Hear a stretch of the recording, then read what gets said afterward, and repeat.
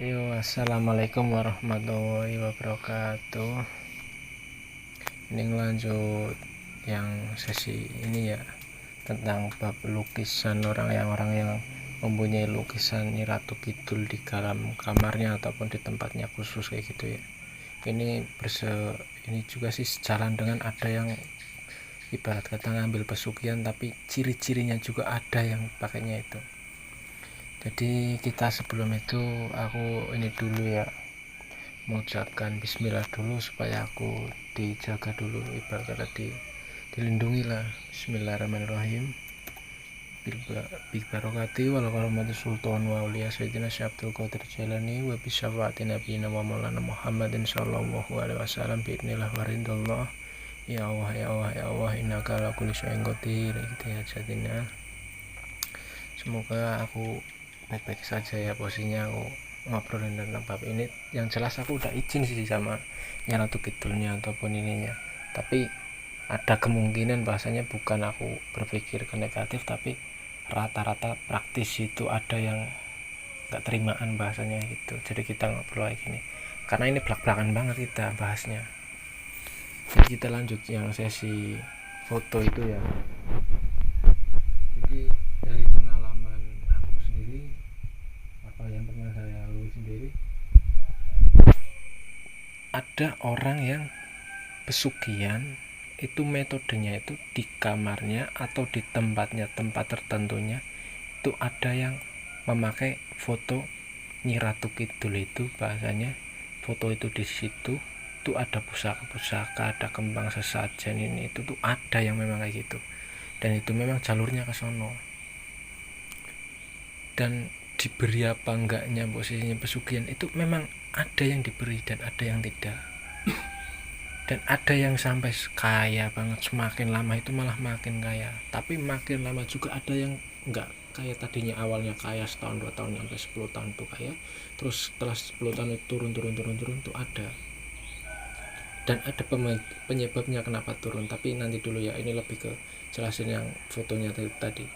Jadi ada yang orang itu yang punya fotonya doang itu untuk seni, ada yang punya lukisan Nyi Ratu Kidul itu untuk kesenian di rumah dipajang, itu ada satu hal itu untuk kesenian, untuk punya doang, untuk ibarat kata ditaruh di tempat sendiri. Tapi ada yang memang untuk jalur ibarat kata tertentu, entah itu orang minta ilmu yang aku bahas kemarin itu, ilmu supaya dia itu kejadukannya tambah tinggi, kekuatan itu tambah tinggi, itu lewatnya itu memang ada. Jadi mereka itu memakai persyaratan tertentu agar si Ratu Kidul itu ataupun anak buahnya nanti yang turun itu, entah itu panglimanya, entah itu senopatinya, turun terus ngasih ilmu kayak gitu, ngajarin dia ilmu kayak gitu, ilmu tambahan kayak gitu tuh ada memang. Jadi dengan persyaratan tertentu, permintaan tertentu dari entah itu senopatinya sama meminta tertentu dengan persyaratan itu, terus terjadilah di situ persyaratan sama berapa tahun. Nah di situ nanti si praktisi itu ataupun spiritual ataupun supranatural itu, jadi nanti itu dia dibimbing, dikasih ilmu itu nanti. Nah setelah itu mungkin selesai ataupun itu nanti lanjut, ibarat kata lanjutannya itu kayak gitu tuh, setelah selesainya ya udah, setelah persyaratan itu udah. Tapi ada juga yang posisinya itu sampai jadi anak buahnya. Jadi ini beda lagi ya, ini nomor 2 kan tadi kan posisinya kan orangnya kan dengan persyaratan. Nah yang ketiganya itu persyaratan plus jadi anak buahnya terus menerus, minta ilmu dan jadi anak buahnya. Ketika praktisi itu berperang ke praktisi lain, sama perang antar praktisi itu, mereka itu langsung bantu di bawah naungan Nyi Ratu Kidul itu, entah itu senopatinya nanti yang gerak sama prajuritnya yang lain itu perang sama dukun yang lain. Itu karena posisinya ada, bukan lagi persyaratan tapi ada perjanjian tertentu sampai itu meninggalnya orang itu ataupun praktisi itu nomor 3. Nah yang nomor 4-nya ini ada yang bahasanya itu dia itu udah bersekutu banget, totalitas itu ya rata-rata yang pesugihan itu, Nah yang pesugihan itu yang totalitas itu, dia jalurnya itu pastinya ya ada simbolnya, entah di kamarnya, entah di tempat khususnya itu ada ruangan tertentu, ada fotonya, itu pasti ada kamar khusus, ada fotonya Ratu Kidulnya, dan ada sesajinya, itu pasti. Itu yang udah jalur lost doll itu udah nggak bisa dibahasanya, itu susah diomongin lah. Nah, untuk kenapa posisinya itu ada yang pesugihan kayak gitu tuh, kenapa mereka turun kekayaannya, itu lantaran karena orang itu sudah sudah kaya, orang itu tuh kepercayaannya tuh jadi kurang. Yang tadinya itu per tahun itu entah itu posisinya itu yang pakainya pesugihan korban manusia kayak gitu, contohnya korban manusia, entah itu posisinya meninggal keluarganya, entah itu orang di jalan, itu rata-rata itu jadi mereka itu meninggalnya tuh kayak gitu, entah kecelakaan, entah langsung dikorbanin secara, jadi itu terus menerus, entah per tahun, entah 6 bulan sekali, itu ada yang memang kayak gitu. Dan itu sifatnya itu semakin lama itu akan semakin kaya. Itu ada yang semakin kaya, semakin lama semakin kaya, tapi ada juga semakin lama malah semakin turun. Dan akhirnya orangnya itu tiba-tiba kurang dari 10 tahun itu tiba-tiba sakit-sakitan, terus mati. Sakit-sakitan, mati, harta habis. Itu ada yang kayak gitu. Tapi ini posisinya ada yang posisinya itu memang semakin lama itu semakin kaya, semakin tua orangnya, udah berpuluh-puluh tahun itu semakin kaya. Itu memang ada. Itu dikarenakan saking setianya orang itu ke menyembahnya itu, ataupun ke yang ngasih itu, jalur kiri itu. Itu karena itu faktor itu, saking dianya itu setianya, jadi ditambah terus. Itu problemnya di situ. Jadi mengapa posisinya itu ada yang cuma 5 tahun terus udah habis, itu berkurang kesetiaannya. Jadi karena jin itu tahu banget ini bersekutunya sama aku, berkurang kepercayaannya, setianya sama aku, lu itu malah nyelingkuhin aku, jadi ditarik ambil ulang, ditarik habis kayak gitu, pas dihajar habis-habisan tuh. Penyakit inilah, penyakit itulah, itu kayak gitu. Itu untuk ini ya, visi mencapai kesugihan ya, kesugihan atau itu fotonya itu jadi satu ini di sini ya, yang aku jelasin ini. Dan ini lanjut yang ke-6-nya, kenapa orangnya yang meninggal di pesugihan itu kemana rohnya, lalu kemana itu posisinya rohnya. Jadi ini kita langsung bahas roh yang orang meninggal posisi pesugihan itu ya langsung diambil. Ketika orang itu tiba-tiba tuh diambil sama malaikat Israel, ambil dari ubun-ubun, tarik, meninggal entah dari kesakitan ataupun apa, sakitnya luar biasa atau gimana kita nggak tahu. Kalau posisi itu udah khusus posisinya, tarik. Nah ketika udah meninggal ya udah dibawa itu ke alam ruh sendiri, itu udah ada alamnya sendiri. Ketika itu udah diambil, udah ditarik, nah setelah posisinya meninggal, manusia itu pada umumnya itu langsung benar-benar ngabarin keluarga sana sini baru dimakamin.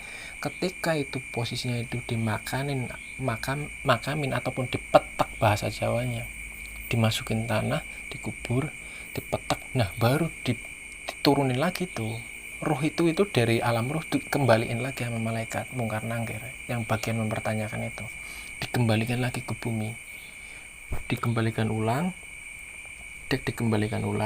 barulah ketika ibarat kata kalau di ajaran kita sendiri, ajaran Islam, di situ kan ada rata-rata kan ustadz ataupun para kiai ataupun bahasanya itu ulama tertentu yang ibarat kata yang mimpin itu pasti sambil mengatakan, ibarat kata bahasanya mencontohkan ataupun memberi jawaban khusus, memberi kunci untuk masuk ibarat ketika di pertanyaan kayak gitu.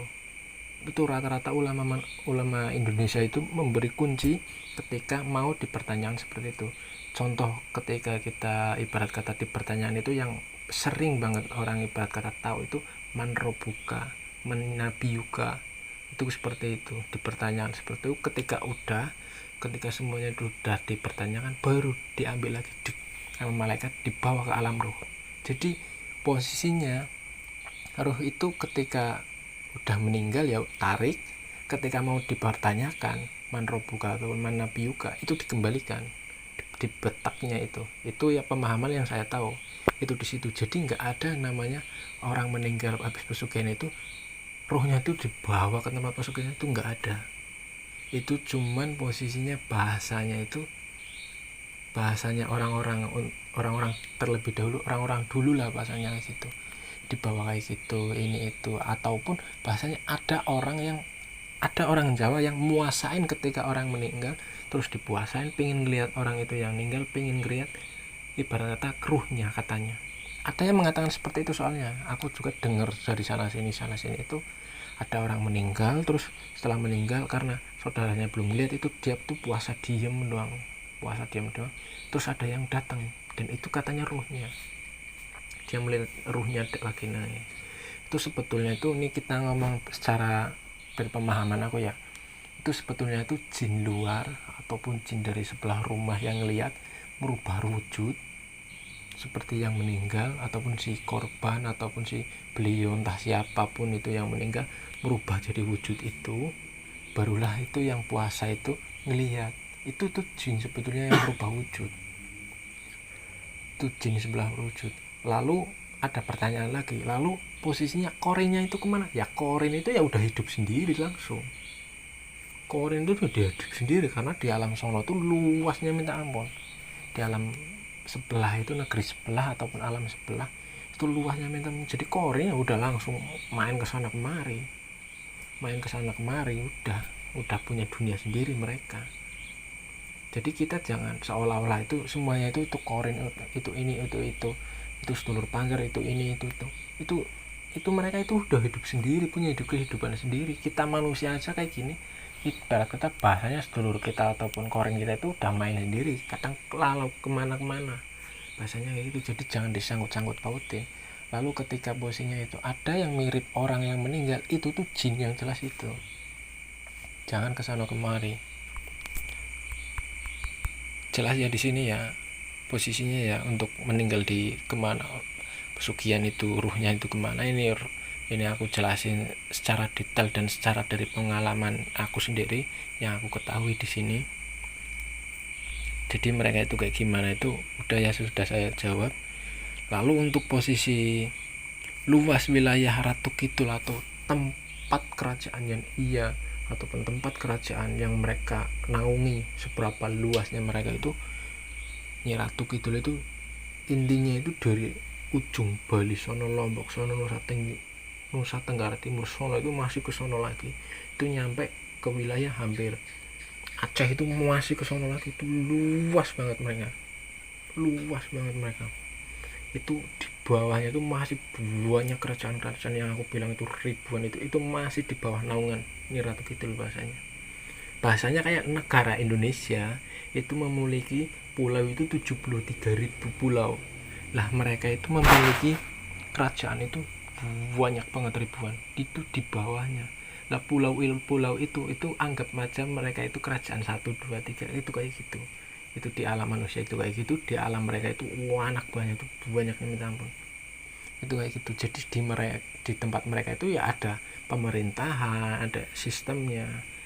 Dan kalau kalian itu ibarat kata ada yang mengatakan apakah di sana memerlukan pesawat, ada yang bilang ada pesawat, ada ini ada itu orang-orang yang awam lah, orang-orang awam, entah itu disasarin, entah itu dimasukin, entah itu diperlihatkan dengan melihat ada inilah, ada pesawat lah, ada kereta lah, tempatnya bersih, tempatnya ini, tempatnya itu disasarin. Yang jelas itu bukan, karena itu penglihatan, nggak tahu, orang itu nggak tahu cara membukanya kayak gimana, cara untuk merubahnya kayak gimana itu nggak tahu. Makanya itu berkata seperti itu, ada inilah, itulah. Ini karena ini yang ketahui ya, bukan saya itu sok pintar ataupun sok apa, karena aku sendiri posisinya ketika kayak gitu aku nggak langsung percaya, pasti aku meminta sama Allah untuk merubah itu wujud aslinya seperti apa, jadinya kayak gimana, itu nanti ditunjukin posisinya. Aku langsung minta sama Allah posisinya itu untuk merubah itu. Jadi ini yang saya ketahui itu seperti itu. Luas mereka itu, luas wilayah mereka itu luas banget, melebihi Indonesia ini, luas banget, dan itu lebar banget, nyampe sono jauh banget. Itu kayak gitu untuk luasnya mereka kayak gitu. Untuk ibarat pemerintahannya pun mereka lebih canggih.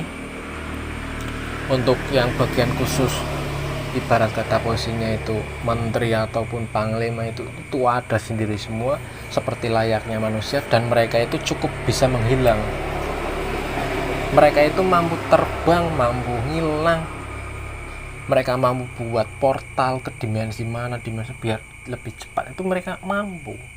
Mereka itu mampu, kemampuan itu memang diberikan khusus untuk para jin untuk menggoda manusia. Itu mereka itu mampu banget, paham ya untuk di situ ya. Jadi untuk pemahaman hal ini kalian seharusnya di nyampe titik ini kalian seharusnya udah paham. Karena saya itu udah lumayan luas untuk membahas ini, itu seharusnya kalian lumayan paham. Untuk kecanggihan mereka itu kalian sebetulnya harus sudah paham, karena aku ini udah membuka ke sini itu ini udah luas banget ini. Seharusnya kalian udah paham banget. Jadi kurang lebihnya seperti itu ya. Karena ini memang lumayan lama posisinya, udah 15 menit lebih nih. Jadi kurang lebihnya seperti itu ya. Untuk hal lain ataupun nanti tentang Nyi Ratu Kidul ini mungkin kalian ingin mempertanyakan atau ingin tahu lebih dalam, mungkin kalian bisa bertanya di belakang Nyi Ratu Kidul itu ada kerajaan apa lagi, di belakangnya lagi itu ada kerajaan lagi apalagi itu memang masih banyak lagi, kan lapisan masih banyak di alam jin itu karena saking luasnya. Kurang lebihnya seperti itu aja, mohon maaf karena ini semuanya itu dari pengalaman hidup saya, dari pembelajaran saya di sini, dari mencari tahu tentang ini tuh ya kayak gini dapatnya. Jadi aku berbagi dengan kalian lah hitungannya gitu. Mohon maaf bila saya itu kurang, dengan cara penjelasan saya itu kurang, mohon maaf sebesar-besarnya. Assalamualaikum warahmatullahi wabarakatuh.